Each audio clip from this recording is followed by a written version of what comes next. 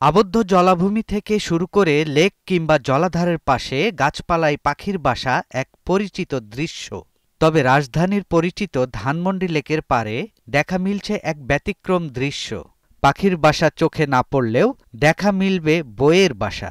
গাছে গাছে ঝুলছে বই রাখার বাক্স, ঠিক যেন পাখির বাসার মতোই। সবুজের ছায়াঘেরা ধানমন্ডি লেকে প্রতিদিনই হাজারো মানুষ আসেন বিশুদ্ধ অক্সিজেন নিতে। আড্ডা ছাড়াও নিয়মিত হাঁটাহাঁটি আর ব্যায়ামের জন্য এই লেকের দুই পাশে লোকজনের আনাগোনা থাকে প্রায় সব সময়। রাজধানীবাসীর এই অবসর যাপনের স্থানটিকে মাত্রা দিয়েছে জাকিয়া রায়হানা রূপার এক অভিনব উদ্যোগ। জাকিয়া রায়হানা রূপা একজন বইপ্রেমী। ফেসবুকে একটি ভিডিও খুলে দেয় তার চিন্তার দুয়ার। ভিডিওটিতে দেখা যায় জার্মানির রাস্তা থেকে শুরু করে জঙ্গলেও রয়েছে বুক সেলফ। রূপা ভাবলেন, জার্মানিতে সম্ভব হলে বাংলাদেশে কেন নয়। সে চিন্তা থেকেই বাড়ির পাশে ধানমন্ডি লেক থেকেই শুরু করলেন স্বপ্নযাত্রা। ভাবনাটা জন্ম হয়েছে মানো অন দ্য ওয়ে, একটা পেজ আছে মানো, উনি একজন ব্লগার, উনি জার্মানিতে থাকেন।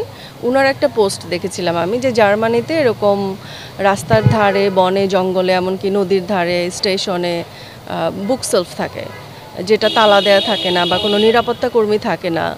তো সবাই ওখান থেকে বই পড়ে, পড়া হলে রেখে দেয়, বা কেউ চাইলেও সেখানে বই ডোনেট করতে পারে। তো ওই ব্যাপারটা আমার খুব ভালো লাগলো, আমি আমার আইডিতে পোস্ট করলাম।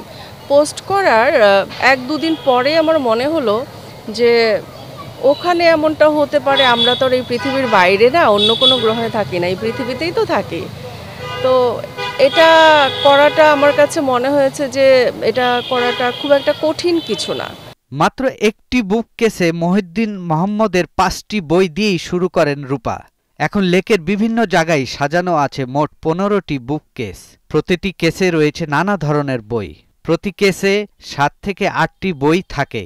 এই বুক কেসগুলো এমনভাবে তৈরি করা হয়েছে যে বৃষ্টি হলেও সমস্যা হবে না। আমি ফার্স্টে ট্রায়াল বেসিসে একটা বসাই, দেখি কেমন হয়, যেহেতু এর আগে এরকম কিছু আমি দেখি নাই। দেখি লোকজনের রিয়াকশন কেমন, বা আসলে বই থাকবে কি না। হ্যাঁ, সব কিছু মিলিয়ে তো এটা হচ্ছে আমার প্রথম বাচ্চা, আমার প্রথম বুক কেস। এটা বসালাম, এবং আমি আমার প্রথম বুক কেস শুরু করেছি আমার খুব প্রিয় একজন লেখক মহিউদ্দিন মোহাম্মদ, উনার 5টা বই দিয়ে। রূপা জানান, শুরু থেকেই চারদিক থেকে ব্যাপক সাড়া পাচ্ছেন তিনি। এখন গাছে গাছে ঝুলছে ছোট ছোট বুক কেস। নজরে পড়ছে লেকে ঘুরতে আসা মানুষদের। সময়ের সঙ্গে সঙ্গে বাড়ছে আগ্রহ। অনেকেই নিয়মিত বই পড়ছেন এখানে এসে, না পড়লেও অন্তত হাতে নিয়ে দেখছেন বইগুলো। আমার ইচ্ছা হচ্ছে মানুষের একেবারে হাতের নাগালে বইটাকে আমি পৌঁছে দেব, যেন তারা যেখানে বসে আড্ডা দিচ্ছে বা যেখানে কোথাও দাঁড়াচ্ছে, তারা চাইলেই একেবারে হাতের কাছে একটা ছোট মাইক্রো বুককেস পায়। তাদের যদি পড়তে ইচ্ছে করে বই নিয়ে পড়লো, পড়ে আবার রেখে দিল। তো মেইন লাইনটা হচ্ছে আমার এইটা, মানুষের হাতের নাগালে আমি বই পৌঁছে দিব। মানে এই কাজটা আমি করছি বলে শুধু আমাকেই করতে হবে এমন কোনো ব্যাপার নেই।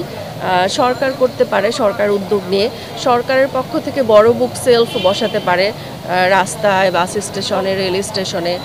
পাঠাগার বা বড় বুক সেলফ, এই দুটার চাইতে মাইক্রো বুককেসটা সহজলভ্য হবে এবং মানুষ কাছে বেশি পাবে। ধানমন্ডি লেক পারে ঘুরতে আসা মানুষজন রূপার এমন অভিনব উদ্যোগকে স্বাগত জানাচ্ছেন। প্রথম দিকে নিজের অর্থ থেকে বুক কেস আর বইয়ের যোগান দিলেও এখন অনেকের কাছ থেকেই সাড়া পাচ্ছেন রূপা। বই দান করছেন শিক্ষার্থী থেকে শুরু করে বিভিন্ন বয়সের বইপ্রেমীরা। আমরা যখন এখানে সাধারণত আসি কি করি, মোবাইল ফোনটা ইউজ করি।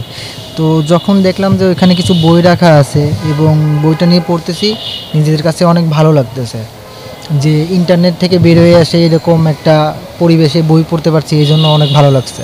আসলে এখানে ঘুরতে এসেছিলাম, দেখলাম ওখানে বই আছে, আমি বই পড়তে অনেক ভালোবাসি, সেই হিসেবে বইটা নিলাম।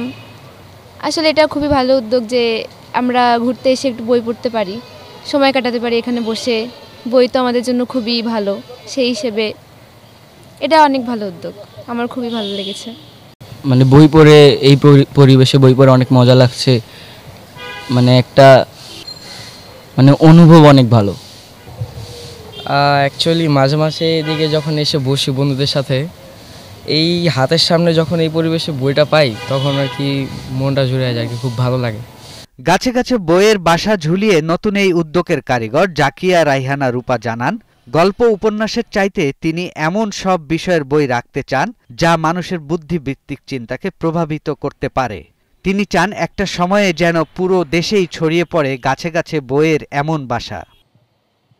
সৈয়দ রাশিদুল, ৭১, ঢাকা।